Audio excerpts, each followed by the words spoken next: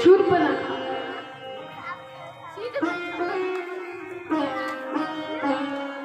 अब शूर्पणखा ने देखा कि यह इतने सुंदर पुरुष है, लेकिन मैं इसके साथ विवाह कर लूं तो कैसा रहेगा। अब शूर्पणखा का पहले विवाह हो गया था, परंतु तब भी वह कुलीटा स्त्री है, वह पतिव्रता नहीं, और मात्र हमें पतिव्रता भी नहीं होना, क्योंकि पतिव्रता के साथ साथ हमें भगवान का भक्त भी होना है। भगवान ने भगवद गीता में कहा है, सर्वधर्मान् परित्यज्य मामेकं शरणं व्रज अहं त्वां सर्व पापेभ्यो मोक्षयिष्यामि मा शुचः। अर्थात यह लौकिक धर्म है, पतिव्रत धर्म लौकिक धर्म है, परंतु एक ऐसे धर्म है जो सभी के लिए है, सभी काल में है। शास्त्र सार्वकालिक होते हैं, सार्वजनिक होते हैं, सार्वभौमिक होते हैं। भगवान ने कहा सर्वधर्मान् परित्यज्य, सभी धर्मों को त्याग दो। प्रभु एक और तो आप कहते हैं कि इस धर्म का पालन करो, अभी सीता मैया को शिक्षा मिली पातिव्रत धर्म का पालन करो। भगवान कहते हैं हाँ वह धर्म है, परंतु सभी धर्मों को त्याग के परम धर्म अपनाओ। अब भगवान के हर कार्य में परम लगा हुआ है। पिता का एक धर्म होता है, परंतु भगवान पिता नहीं है, भगवान परम पिता है। नारद जी ने कहा आप मेरा हित कीजिए, भगवान ने कहा मैं हित भी नहीं करता, अनहित भी नहीं करता, तो भगवान फिर आप क्या करते हैं, परम हित करता। उसी प्रकार तुम धर्मों को त्यागो तो क्या पालन करें, परम धर्म का पालन करो। सर्वधर्मान् परित्यज्य माम् एकं शरणं व्रज, अकेले मेरे पास आ जाओ, और अहं त्वां सर्व पापेभ्यो, मैं तुम्हें सभी पापों से, अहं त्वां सर्व पापेभ्यो मोक्षयिष्यामि मा शुचः, मुक्त कर दूंगा। तो यहाँ पे परम धर्म का वर्णन है। अब यह शूर्पणखा आती है, अब कैसे आई, उसी विकराल राक्षसी के रूप में नहीं आई, बड़े अच्छे से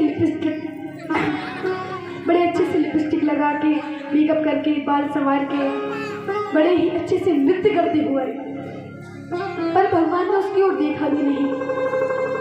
अब वहीं पे उस पर्णकुटी के द्वार पे कौन खड़ी थी, हमारी शूर्पणखा जी, और वहां पे दूसरी ओर सीता मैया खड़ी थी।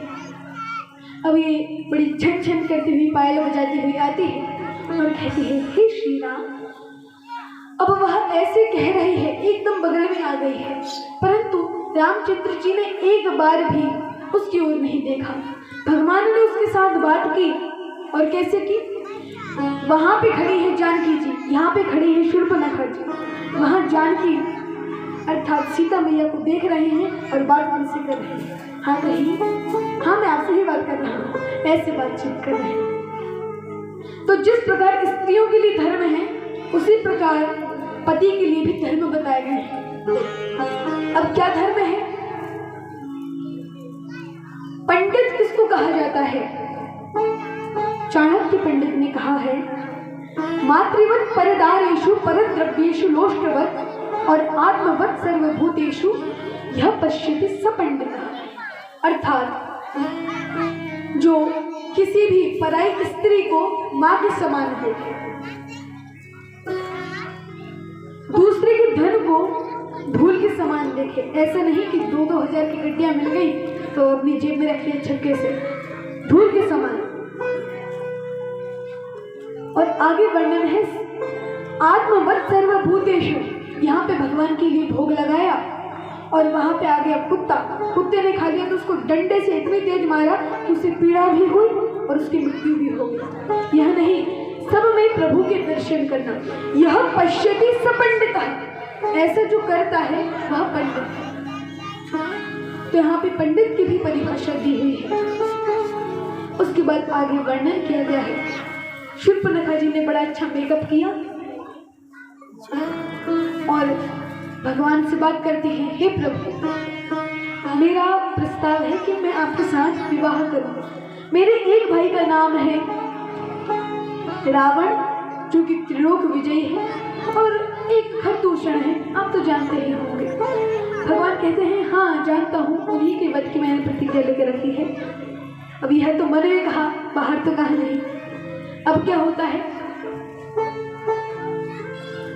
अब ऐसे वचन जब उसने कहे, भगवान कहते हैं अरे उसके पास जाओ, लक्ष्मण के पास, मेरी पहले से पत्नी है, वो दिख रही है तो मैं जानकी, वही मेरी पत्नी है। अब जानकी जी की ओर देख के सब बातचीत कर ले। अब ये जाती है लक्ष्मण जी के पास। अब लक्ष्मण जी धनुष बाण को तेज कर रहे थे, कार्यों में लगे थे, और वह आई तो लक्ष्मण जी ने भी नहीं देखा। अब वो कहती है कितनी बेइज्जती कर रहे हैं ये दोनों भाई, देख ही नहीं रहे मेरी ओर, मेरा इतना सारा मेकअप सब बेकार। अब क्या होता है, वो कहती है कि मेरा प्रस्ताव है कि आपके साथ विवाह किया जाए।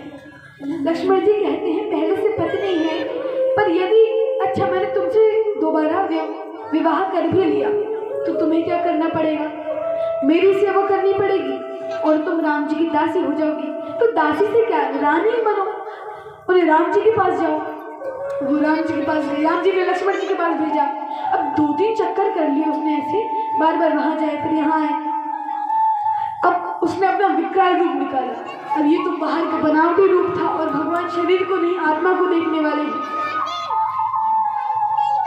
उन्होंने अनुसुईया जी के शरीर को नहीं आत्मा को देखा, उसी प्रकार इसके शरीर को नहीं देखा, इसके मन को देखा कि कितना क्लेशमय इसका मन है, उसको देखते हैं भगवान।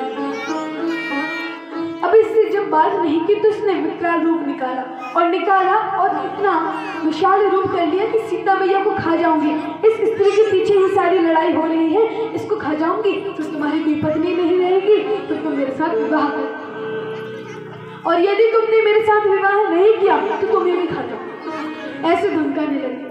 अब लक्ष्मण जी ने कहा कि ठीक है, यदि हमसे कुछ अपशब्द कहती तब तो चलता, पर अब तुम गई भी किसके पास, द्रोह भी किसके साथ किया, राम और सीता मैया के साथ, श्री रामचंद्र भगवान के साथ। तो क्या करते हैं, अगस्त्य मुनि द्वारा दी हुई तलवार निकाली और उसकी नाक और कान काट दिए,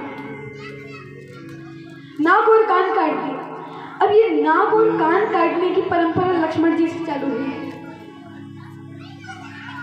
इसलिए यदि अपमान होता है तो क्या कहते हैं, नाक कान काट। जब अभी आगे वर्णन आएगा लंका कांड में, सुंदर कांड में वर्णन आएगा, जब शुक आता है किसका, वानर का रूप बना के, और जब विभीषण जी ने उसे पहचान लिया तो सभी वानर पीछे पड़ गए उसके नाक कान काटने के लिए, क्योंकि उन्हें पता है कि जब भी कोई यहाँ आता है और रावण के पास जाता है तो कैसे जाता है, उसके नाक और कान काटते हैं। तो इस परंपरा को बंद नहीं करना, आ जाओ तुम भी आओ, और नाक और कान काटने लगते हैं। पर तब किसने रक्षा की, लक्ष्मण जी। अरे भैया इस बच्चे को छोड़ दो, इसका कोई दोष नहीं है, युद्ध